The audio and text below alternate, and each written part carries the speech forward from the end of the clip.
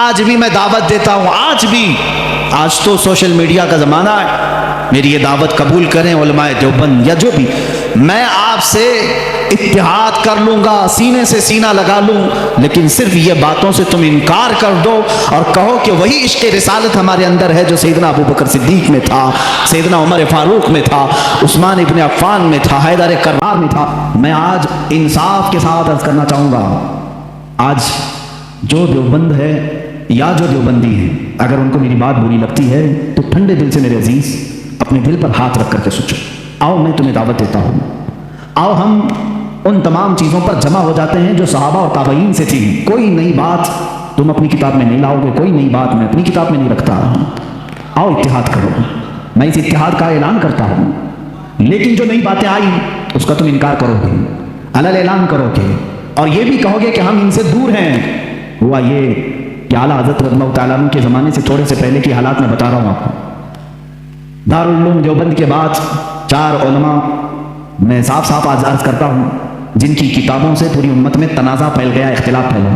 लोग हमको इख्तिलाफ का फतवा देते हैं, अगर ना ये किताबें आती ना ये कोई फतवे आते। किताबें लिखी गई, किताबों में अच्छी बातें थी, हुज़ूर सल्लल्लाहु अलैहि वसल्लम की सीरत पर भी कुछ किताबें लिखी गई, अल्लाह की शान में लिखी गई, बहुत सारी बातें अच्छी थी, लेकिन बीच में चलकर कुछ इबारतें ऐसी कि लड़खड़ा गई, और वो इतनी लड़खड़ा गई कि आम मुसलमान भी उसे बोलना पसंद नहीं करेगा। बराहीन क़ातिया किताब का नाम बोल रहा हूँ, तक़वियतुल ईमान किताब का नाम है, तहज़ीरुन नास किताब का नाम, हिफ़्ज़ुल ईमान किताब का नाम है। ये वो किताबें जो आज छुपी नहीं है, मार्केट में छपी नहीं है, अभी भी मौजूद है, अभी भी मौजूद हैं। इन्हीं किताबों की इबारात की वजह से ही तो ये तनाज़ा फैला पूरे उम्मत में, इख्तिलाफात। अहले सुन्नत व जमात मुत्तहिदा मुत्तफ़क़ा, एक ही जमात थी बर्रे सग़ीर में। इन किताबों के आने के बाद हुआ क्या, एक किताब में लिखा गया अल्लाह झूठ बोल सकता है, नई बात थी। इस बात पर आज तक उम्मत ने कभी किसी भी शेख, किसी भी बुजुर्ग सलफ़े सालीन से मुझे इबारत ला करके दिखाओ, इससे पहले कोई बात हुई थी। फिर एक किताब में अक़ीदा तौहीद को बयान करते हुए मौलवी इस्माइल देलवी साहब ने यह तक लिख दिया, हुज़ूर सल्लल्लाहु तआला अलैहि वसल्लम का ख्याल नमाज में आना गधे और बैल के ख्याल से बदतर है। ये नई बात थी कि नहीं थी? और जा करके क्रॉस वेरिफिकेशन कर लेना, अगर मैं झूठ बोलूं तो मेरा जुब्बा पकड़ लेना, और जो सजा दे सकते हो दो। मैं ये लफ्ज़ी नहीं कर रहा हूं, ना पकाई कर रहा हूं, ये जुमले आज किताब में मौजूद है। तक़वियतुल ईमान में हिफ़्ज़ुल ईमान किताब आई, उसमें मौलवी अशरफ अली साहब ने हुज़ूर सल्लल्लाहु तआला अलैहि वसल्लम के इल्म गैब पर बहस करते करते ये कह दिया, हुज़ूर के इल्म गैब की क्या तख़सीस, यानी उनकी क्या खुसूसियत है। उतना इल्म गैब तो ज़ैद को, पागलों को, बच्चों को, बल्कि जानवरों को भी हासिल है। शैतान का इल्म गैब तो कुरान से साबित है, उन्होंने कहा शैतान का इल्म गैब कुरान से साबित है। हुज़ूर सल्लल्लाहु अलैहि वसल्लम के इल्म गैब की क्या खुसूसियत है, यानी बराबर हो गए। शैतान को जितना इल्म है उतना ही मोहम्मद सल्लल्लाहु अलैहि वसल्लम को। मेरे अजीज़ों, क्या ये बातें दिल पर नहीं लगती मुसलमानों के? ये इबारतें आई, किताबों में लिखी गई, और बड़ा फितना यहाँ से भी हुआ मौलवी कासिम नानोतवी साहब की किताब से, कि उन्होंने ये भी लिखा कि बिलफर्ज बाद ज़माने नबी के अगर कोई दूसरा नबी पैदा हो गया तो हुजूर के खातमुन नबीय्यीन होने में कोई फ़र्क नहीं आएगा। यानी कोई दूसरा नबी पैदा हो सकता है, अगर हो गया, अगर मगर की बात ही छोड़ो, जब हुजूर ने 1400 साल पहले कह दिया, फरमा दिया कि मेरे बाद कोई नबी नहीं हो सकता, तो नहीं होगा। आप किताब में ये नई बात लिखने की क्यों ज़रूरत पेश की? आपको क्यों जरूरत पेश आई कि अगर आपके ज़माने में भी कोई नबी आएगा तो हुजूर के खातमुन नबीय्यीन होने में कोई फ़र्क नहीं आएगा? तो आपकी इस बात से पता नहीं कितने मोहल्लों में कहाँ कोई नबी होने का ऐलान कर देगा। अज़ीज़ान गिरामी वक़ार, ये किताबें पूरा का पूरा हिंदुस्तान एक खलबली मचा चुकी थी, कोहराम बपा था, तनाज़ात में घिर गए। कादियानी अपने नबी होने का ऐलान कर रहा है, इधर एक नेचरी फ़िरका है अलीगढ़ से जो कुरान के मौजज़ात का इनकार, हिस्सियात को सिर्फ मानने वाला, नेचर को सिर्फ मानने वाला और मुग़ीबात को नहीं तस्लीम करने वाला, और एक तरफ अज़मत रसालत सल्लल्लाहु तआला अलैहि वसल्लम पर, रसूल करीम सल्लल्लाहु तआला अलैहि वसल्लम के मुतालिक ये सारे जुमले आ रहे हैं।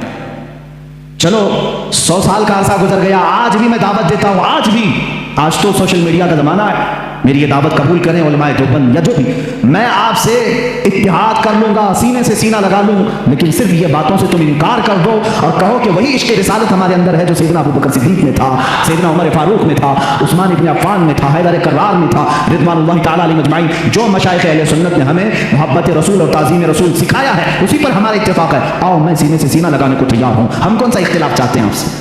हम कौन सा इख्तिलाफ चाहते हैं? हमारा ये एक बात याद रख लें, अगर मैं आज नाम लेकर के किसी को कह रहा हूं तो सिर्फ इसलिए कि हमारा दीन भी ये कहता है जौन से ना आशना हो उससे हमारा कोई ताल्लुक भी नहीं। हमारे रिश्ते नाते अगर हैं तो सिर्फ अजमत रिसालत से जुड़े हुए हैं। जो नबी का है वो हमारा है। इसीलिए सरकार मुर्शिदी पीर व मुर्शिद ताज शरिया रहमतुल्लाह तआला अलैह ने फरमाया है, नबी से हो जो बेगाना उसे दिल से जुदा कर दे। नबी से हो जो बेगाना उसे दिल से जुदा कर दे। पितर मादर बिरादर जान और माल उन पर फिदा कर दे। इसी वक्त ईमान को पहुंचोगे, उसी वक्त ईमान को पहुंचो।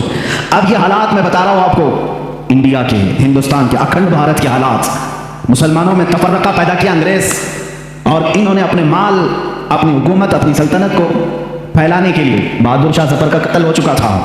उसके बाद उलमाए हक ने महसूस कर लिया कि अंग्रेज दरमियाने उम्मत तफर्रका डालकर अपनी कुर्सी संभालने की कोशिश कर रहा है। तो वो मर्द मुजाहिद अल्लामा फजल हक खैराबादी रहमतुल्लाह तआला अलैह ने दिल्ली की जामा मस्जिद से फतवा सादिर फरमाया कि अंग्रेज हिंदुस्तान का दुश्मन है, इनसे क़िताल करना फर्ज है मुसलमानों। इसी फतवे की बुनियाद पर जिंदगी भर की उम्र कैद की सजा में उनको अंडमान निकोबार भेजा गया। वहीं पर उनकी वफात हुई। आज मज़ार भी उनका जजीरा अंडमान में है। मौलाना किफ़ायत अली काफ़ी रहमतुल्लाह तआला अलैह, जो 1857 की ये जो गदर है, इसके बाद के उलमा अहले सुन्नत की बात मैं कर रहा हूँ, इन्होंने महसूस कर लिया उसी ज़माने में कि अंग्रेज़ ने फ़िरका पैदा कर दिया है। कुछ उलमा उसकी बोली बोल रहे हैं। जाहिर सी बात है, यहाँ कुछ उलमा जो मदरसा बना रहे थे उनको माहाना मुशाहरा मिल रहा है अंग्रेज़ हुकूमत से।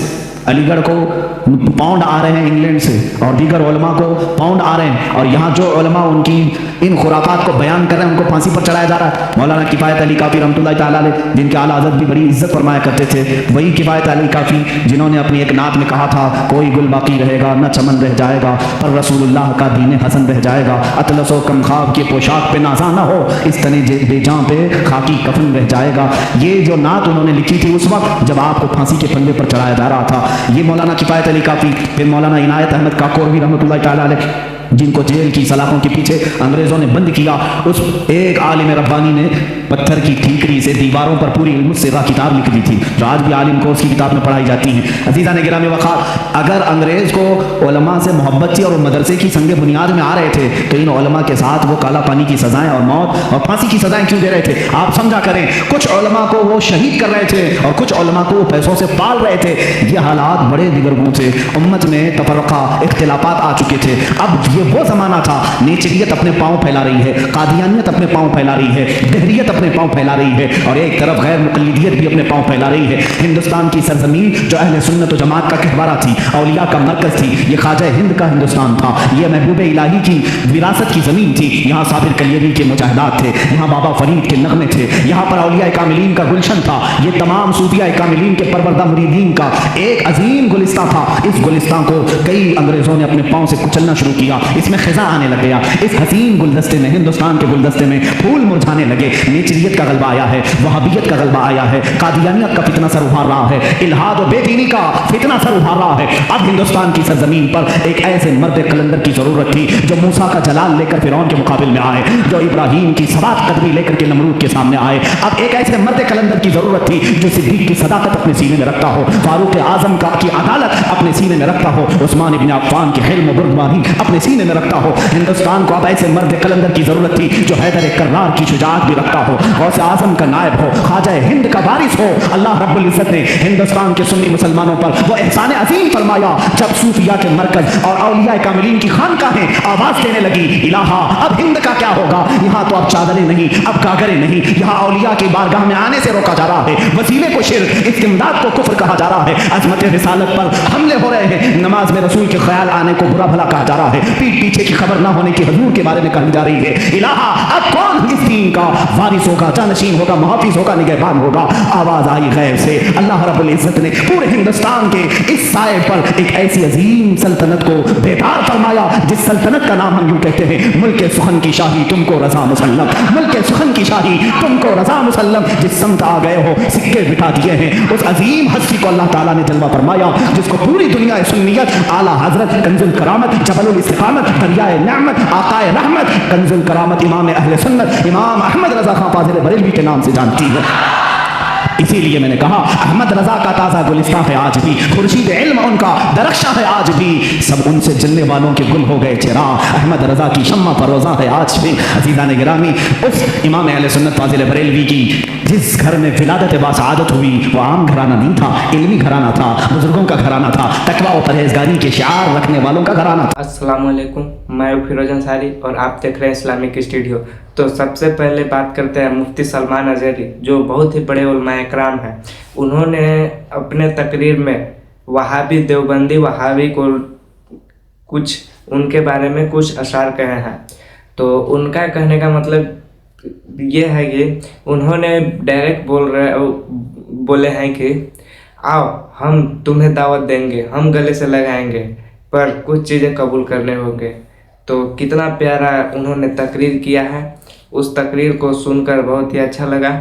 और अगर आप भी मुफ्ती सलमान अज़हरी से प्यार करते होंगे तो वीडियो को लाइक करें और कमेंट भी करें और चैनल को सब्सक्राइब जरूर करें, क्योंकि आपका एक सब्सक्राइब हमारे लिए बहुत ही हेल्प आता है। इसलिए चैनल को सब्सक्राइब करना ना भूलें। मिलते हैं अगले वीडियो में किसी नेक्स्ट टॉपिक के साथ, किसी अच्छे बयान के साथ।